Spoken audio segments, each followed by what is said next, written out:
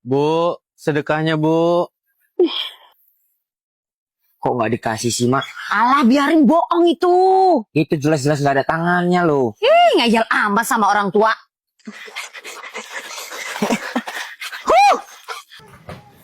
Gol!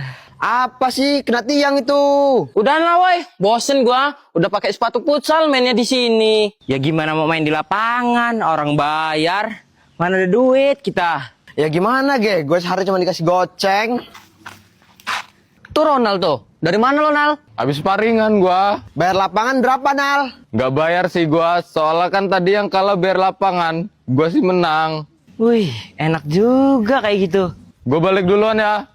Apa kita kayak Ronald aja ya? Tapi kalau kalah gimana, boy? Gimana ya?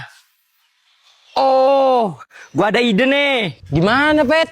Wih, mantap juga lo nyari lawannya, Pet. Kalau gini kan udah pasti menang kita. Mulai ya.